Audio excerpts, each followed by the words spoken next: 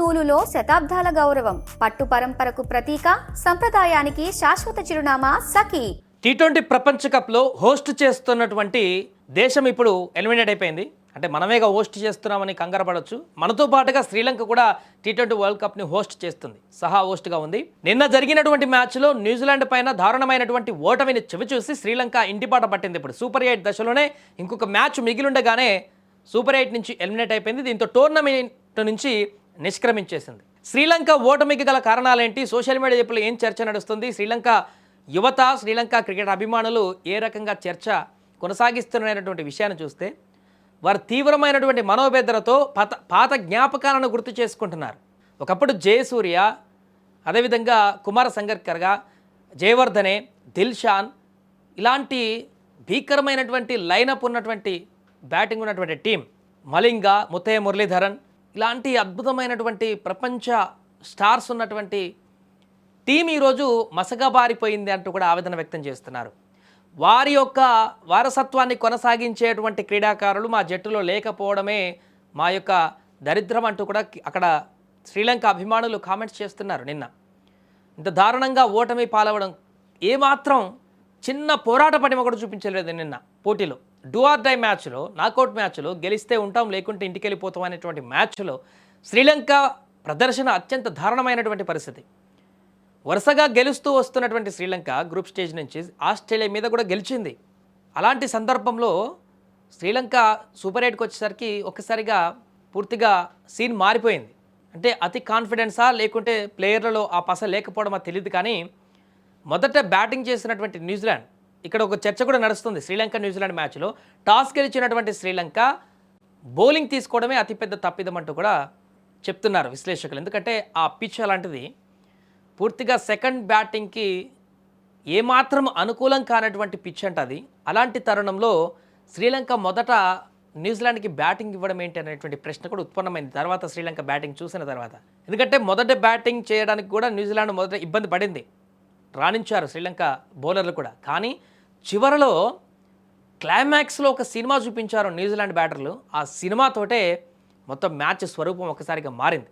Santner captains innings ఆడుతూ last ఓవర్లో అసలు 130, 140 కూడా స్కోర్ చేస్తుందా లేదా అనేటువంటి పరిస్థితికి వచ్చింది న్యూజిలాండ్ మొదట బ్యాటింగ్ చేసి. కానీ చివరి ఓవర్లో చేసినటువంటి విధ్వంసకరమైనటువంటి బ్యాటింగ్తో 168 పరుగులు చేయగలిగింది న్యూజిలాండ్. ఇంత మంచి సేఫెస్ట్ స్కోర్, భారీ స్కోర్ చేసిన తర్వాత బ్యాటింగ్లోకి వచ్చినటువంటి శ్రీలంక మొదటి బంతికే వికెట్ కోల్పోయింది. నిశంక అద్భుత ఫామ్లో ఉన్న నిశంక న్యూజిలాండ్ పేసర్ హెన్రీ బౌలింగ్కి క్లీన్ బౌల్డ్ అయి ఇక ఆ తర్వాత నుంచి కంటిన్యూగా సీరియల్ లెక్కనే అన్ని వికెట్లు పోతూ వచ్చాయి. ఇక్కడ ఒక ట్విస్ట్ ఏంటంటే రచిన్ రవీంద్ర తను ఫుల్ ప్లెడ్జ్ బౌలర్ కాదు, గొప్ప బౌలర్ కాదు, లేకుంటే ప్రఖ్యాత బౌలర్ కూడా కాదు, అతను ఒక బ్యాట్స్మెన్ ఆల్రౌండర్. అలాంటి రచిన్ రవీంద్ర బౌలింగ్ని ఆడేందుకు గజగజ వణికిపోయారు శ్రీలంక బ్యాట్స్మెన్లు. టాప్ ఆర్డర్ నుంచి మిడిల్ ఆర్డర్ వరకు ఒక్కరు కూడా రచిన్ రవీంద్ర బౌలింగ్ని ఆడేందుకు సాహసం చేయలేకపోయారు. ఆడిన వాళ్ళందరూ వికెట్లు కోల్పోయారు. రచిన్ రవీంద్ర కెరీర్లోనే అత్యంత మెరుగైనటువంటి ఫలితాలు నిన్న వచ్చాయి. 4 వికెట్లు తీశాడు 4 ఓవర్లు వేసి రచిన్ రవీంద్ర. కీలకమైన వికెట్లను కూలగొట్టాడు. అతనేసే బంతి టర్న్ అయ్యేటువంటి పరిస్థితిని చూస్తే సెకండ్ బ్యాటింగ్ ఎందుకు శ్రీలంక చేయాల్సి వచ్చిందన్న దానిపైన క్వశ్చన్స్ వచ్చాయి. మొదటి బ్యాటింగ్ చేస్తే అయిపోవని చెప్పేసి అంత టర్న్ ఉంది వికెట్ మీద. రచిన్ రవీంద్ర అద్భుతంగా దాన్ని యూజ్ చేసుకున్నాడు, పక్కాగా వికెట్లు తీశాడు. ఏ ఒక్క కోశానా కూడా పవర్ ప్లే నుంచి అసలు ఈ టోర్నమెంట్ మొత్తంలో టీ20 వరల్డ్ కప్ టోర్నమెంట్ మొత్తంలో అత్యంత లో పవర్ ప్లే స్కోర్ చేసింది శ్రీలంక. ఇప్పుడు నేపాల్ రికార్డును కూడా తిరగరాసింది టోర్నమెంట్లో. అంత దారుణంగా బ్యాటింగ్ చేసింది, 20 పరుగులే పవర్ ప్లేలో చేసింది. ఇంకా కింద మీద పడుతూ లాస్ట్కు 100 పరుగుల మైల్ రాయిని దాటించారు. కానీ ఓటమి నుంచి తప్పించుకోవడం కాదు కదా, గెలుపు దగ్గరకు కూడా చేరినటువంటి పరిస్థితి నెలకొంది. ఘోరమైనటువంటి పరాభవంతో నెట్ రన్ రేట్ కూడా న్యూజిలాండ్కి చాలా ఎక్కువగా మారింది. దీంతో శ్రీలంక ఇంటికి పోవడమే కాకుండా ఇప్పుడు పాకిస్తాన్ కూడా లాక్కొని పోయినట్టుగా మారింది న్యూజిలాండ్ గెలుపుతోటి. నెక్స్ట్ మ్యాచ్ ఇప్పుడు శ్రీలంక పాకిస్తాన్తో ఆడుతుంది. అక్కడ పాకిస్తాన్ ఒకవేళ గెలిచినా నెట్ రన్ రేట్ భారీగా కావాల్సి ఉంటుంది పాకిస్తాన్కి. అలాగే న్యూజిలాండ్ ఇంగ్లాండ్ మీద ఓడిపోతేనే అది కూడా, లేకుంటే పాకిస్తాన్ కూడా ఆల్మోస్ట్ ఇంటికి పోయినట్టే.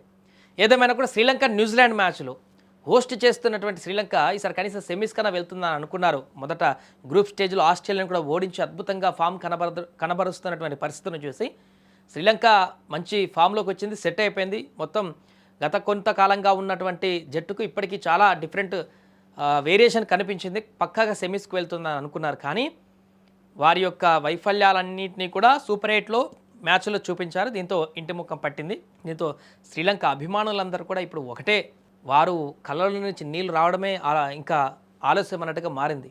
గత వైభవాన్నంతా గుర్తు చేసుకుంటున్నారు. ఒకప్పుడు జయసూర్య, శంకర్కర, జయవర్ధనే, దిల్షాన్, రత్నవేలే, అదేవిధంగా ముత్తయ్య మురళీధరన్, మలింగ, ఇలాంటి అద్భుతమైనటువంటి స్టార్ ఆటగాళ్ళు ఉన్నటువంటి శ్రీలంక ఈరోజు ఒక్కరంటే ఒక్కరి మీద కూడా గ్యారంటీ హోప్స్ పెట్టుకోలేనటువంటి పరిస్థితికి దారితీయడం క్రికెట్లో ఉన్నటువంటి శ్రీలంక క్రికెట్ బోర్డులో కూడా ఉన్నటువంటి లోపాలంటూ కూడా కామెంట్లు చేస్తున్నారు.